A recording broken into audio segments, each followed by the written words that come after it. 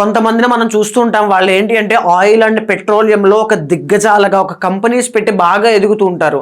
ఇంకా కొంతమంది మనం చూస్తుంటాం, వాళ్ళకి ఏంటంటే వాళ్ళ పేరు చెప్పగానే క్రౌడ్ మాస్ పుల్లింగ్ అనమాట. అంటే ఆ ఫ్యాన్ బేస్ కానీ ఆ క్రౌడ్ పుల్లింగ్ కానీ అంత ఆ రేంజ్లో ఉంటారనమాట. వాళ్ళకి సైన్యం కానీ ఇవన్నీ కూడా చాలా ఎక్కువ ఉంటాయి.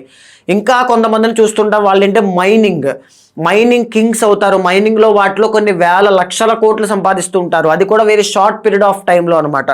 ఇంకా కొంతమందిని చూస్తుంటాం, వారు ఏ సహాయ సహకారంలో ఎవరివి అవసరం లేకుండా వాళ్ళకుండే పొటెన్షియల్ మీద ఎదిగి వాళ్ళ ఫేమ్ కానీ నేమ్ కానీ మనీ కానీ మేక్ చేసుకోగలుగుతారు. ఇదంతా ఎలా జరుగుతుంది అంటే శశ మహాపురుష యోగం వల్లే జరుగుతుంది. ఈ శశ మహాపురుష యోగం శని యొక్క గ్రహం వల్ల పడుతుంది. పంచ మహాపురుష యోగాల్లో 5వది శశ మహాపురుష యోగం.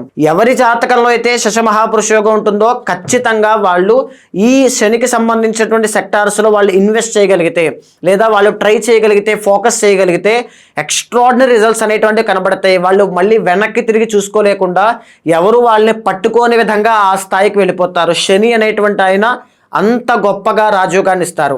మీ జాతకాన్ని చూసుకోండి, శశ మహాపురుష యోగం ఉంటే ఖచ్చితంగా మైనింగ్ కానీ, ఆయిల్ అండ్ పెట్రోలియం కానీ, ఈ కోల్ కానీ, లేదనుకుంటే రియల్ ఎస్టేట్ కానీ, లేకపోతే పాలిటిక్స్లో కానీ వెళ్ళండి. ఖచ్చితంగా ఎక్స్ట్రాడినరీ లైఫ్ అనేటువంటిది మీకు ఉంటుంది.